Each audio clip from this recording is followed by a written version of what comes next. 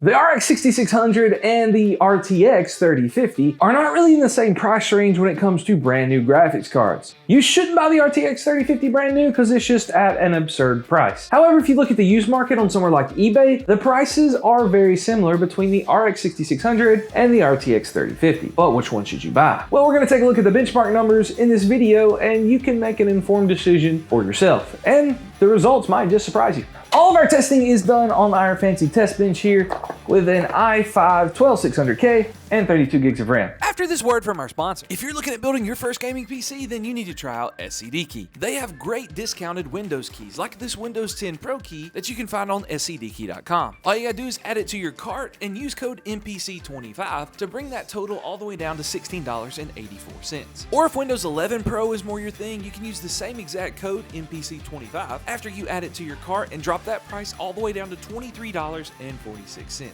They also have other awesome things on their website like Office 2019. You can get the entire Office suite for $50.84, again using code MPC25. Go ahead and act fast because this is their March sale. I've used these codes a ton on all my PC builds and had zero issues from scdkey. If you want to check it out, all the links for what we just talked about will be down in the description. First, we tried some more demanding games like Starfield, which we know runs better on AMD GPUs, but let's see how close the numbers actually are. First up, we tried at 1440p with medium settings with no upscaling. The RTX 3050 got a whopping 52 FPS and the RX 6600 got 65 FPS. Then we bumped the settings down to 1080p, medium settings, no upscaling. RTX 3050 had a whopping 70 FPS and the RX 6600 got 80. The RX 6600 definitely wins, but by a fairly close margin. Smash the like button for more FPS. Now, Cyberpunk 2077, we also ran at medium settings with no upscaling first, and the RTX 3050 got a whopping 41 FPS. Although the RX 6600 didn't do much better with only 50 FPS, although this was at 1440p, and you can see the 8 gigabytes of VRAM being a limiting factor here with these graphics cards. Well, we know NVIDIA is known for ray tracing, right? So we tried it with low ray tracing settings with the help of the upscalers that are built into Cyberpunk. The RTX 3050 got a whopping 43 FPS with ray tracing low, and the RX 6600 got a whopping 46 FPS. So AMD does win with ray tracing here with these lower end cards, but I don't know that that really says anything. At 1080p, we tried actually ultra settings for this, just to stress both cards out a little bit more. And at 1080p with the RTX 3050, we only got a whopping 48 FPS. But the RX 6600 got really close to 60 FPS, like really close, like 59. If you want to purchase either one of these GPUs, links will be in the description. They are affiliate links. Now we're going to try a less demanding game, but still fairly demanding, and that's Warzone. At 1440p, we use the balanced preset settings because that's kind of like their version of medium.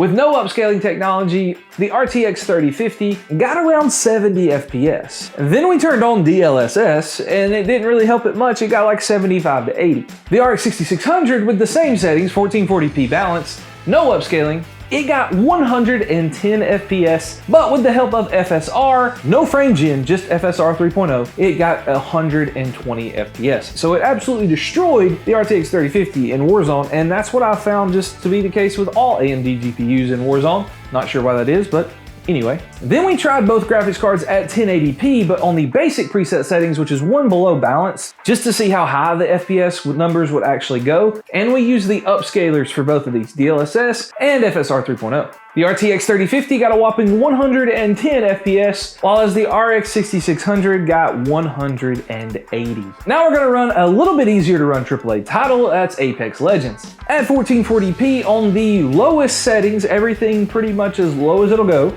the RTX 3050 got 130 FPS, and the RX 6600 got 150 FPS. Then we maxed out the settings on 1440p because, why not? The RTX 3050 got around 80 FPS, and the RX 6600 got around 100 FPS. Then we tried at 1080p with the same thing, lowest settings possible, and the maximum settings. At 1080p max settings, the RTX 3050 got around 120 FPS, and the RX 6600 got around like 160 FPS. Then we tried the lowest settings possible at 1080p to max out those frame rates, and the RTX 3050 only got around like 180 FPS, which is, pretty good. But the RX 6600 got 240, sometimes even hitting the max cap of 300 FPS. Now this was in Team Deathmatch, so take that however you would like to take it. Then we tried everyone's favorite battle royale, good old Fortnite. We tried it on DX12 and performance mode. Even though performance mode does have more to do with the CPU, a lot of people want to play Fortnite and you do need somewhat of a decent graphics card. Now the knock on Fortnite is AMD GPUs are just trash, but I'm here to tell you that may not be the case. Now we tried a DX12 at 1440p with competitive like settings, so like view distance far,